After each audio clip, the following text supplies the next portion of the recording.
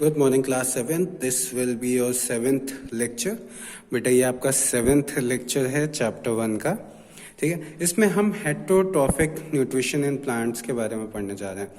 मतलब जिसमें प्लांट्स अपना खाना खुद तो बनाते ही हैं, उसके अलावा किस तरीके से न्यूट्रिशन लेते हैं उसके बारे में पढ़ेंगे हम। ठीक है, तो हेटेरोट्रॉफिक न्यूट्रिशन इज फर्दर सब divided into parasitic nutrition, saprophytic nutrition, symbiotic nutrition, special mode of nutrition।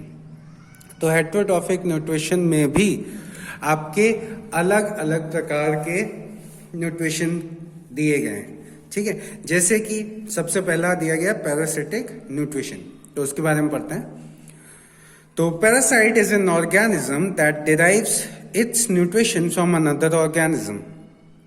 तो पैरासाइट कौन होते हैं बेटा? ये ऑर्गेनिज्म दूसरे से मतलब दूसरे के ऊपर डिपेंड करते हैं अपने न्यूट्रिशन के लिए। ठीक है, ये दूसरे ऑर्गेनिज्म से अपना न्यूट्रिशन लेते हैं। ठीक है, the organism from which the nutrition is derived is called host. अब जिससे ये अपना न्यूट्रिशन लेते हैं उस ऑर्गेनिज्म को कहा जाता है होस्ट। ठीक है, this form of nutrition where the relationship of host and parasite exist is called parasitic nutrition। ठीक है, तो ये इस टाइप के न्यूट्रिशन को हम बोलते हैं पैरासिटिक न्यूट्रिशन। ठीक है, in this form of nutrition the parasite is benefited and the host is always at loss. In this form of nutrition, the parasite is benefited and the host is always at a loss, which means that the parasite derives its nutrition from the host and cause some type of damage to the host। तो इस type के nutrition के mode में आपका जो parasite होता है जो पैरासाइट होता है वो डिराइव करता है न्यूट्रिशन किससे? होस्ट से। ठीक है, तो यहाँ पे होस्ट को हमेशा नुकसान होता है और पैरासाइट को हमेशा बेनिफिट होता है। ठीक है, चलिए नेक्स्ट टाइप ऑफ न्यूट्रिशन की तरफ बढ़ते हैं। नेक्स्ट टाइप है आपका सेप्रोफाइटिक न्यूट्रिशन। तो उससे पहले पैरासाइट का है अभी थोड़ा सा पोर्शन, वो भी देख लेते हैं। तो क्या है? Parasite nutrition exist in plants like mistletoe that grows on mango and mahua trees, cuscuta और अमरबेल और dodder plant, rafflesia and sandalwood tree. ये सारे के सारे जितने भी यहाँ पे प्लांट्स दिए गए हैं ये सारे के सारे पैरासिटिक न्यूट्रिशन करते हैं। ठीक है, ये जितने भी यहाँ पे प्लांट्स दिए गए हैं ये सब के सब पैरासिटिक न्यूट्रिशन करते हैं। जैसे मिसलटू है, ये मैंगो ट्री पे ग्रो करता है, तो ग्रो करने से क्या होता है, ये वहाँ पे ग्रो करके मैंगो ट्री आपका यहाँ पे होस्ट हो जाता है और मिसलटू आपका वो पैरासिटिक हो जाता है। ठीक है, तो ये हो गया आपका पैरासिटिक न्यूट्रिशन। फिर आ जाता है सेप्रोफाइटिक न्यूट्रिशन इन प्लांट्स। तो saprophytes are organism that derive nutrition from dead and decaying matter. ठीक है, तो सेप्रोफाइट्स जो होते हैं वो ऑर्गेनिज्म डिराइव करते हैं न्यूट्रिशन किससे? Dead and decaying matter. Dead and decaying matter से, मतलब जो मर चुका है उससे वो अपना न्यूट्रिशन करते हैं।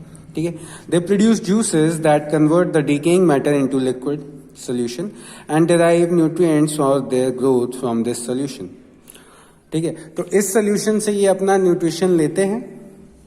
This type of nutrition in which nutrients are derived by an organism from dead and decaying matter is called saprophytic nutrition.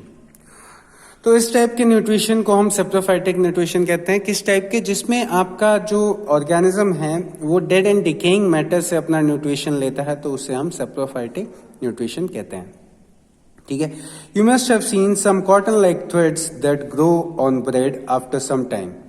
These are called fungi which are also plants but they derive their nutrition from decaying matter, so they are also called saprotrophs। ठीक है, तो जैसे आप लोगों ने देखा होगा कि फंगस लग जाता है, वाइट कलर का ब्रेड के ऊपर फंगस लग जाता है, उसको हिंदी में हम लोग अपने नॉर्मल लैंग्वेज में बोलते हैं फफूंद लग जाता है ना, फफूंद लग जाता है। तो वो जो फफूंद होता है दैट इज फंगाई। ये फंगाई भी आपका प्लांट होता है बेटा, बट ये भी आपका सेप्रोफाइटिक न्यूट्रिशन करता है। ठीक है, मतलब ये डेड एंड डिकेइंग मैटर पे ग्रो करता है। ठीक है, have you ever eaten mushroom? you have learned in class 6 that mushrooms are the healthiest vegetarian food. तो जैसे मशरूम्स आपने खाए होंगे और मशरूम्स के बारे में आपने 6th क्लास में पढ़ा भी होगा. They are also plants, but do you know where they grow? Yes, they are saprotrophs and grow on dead and decaying matter.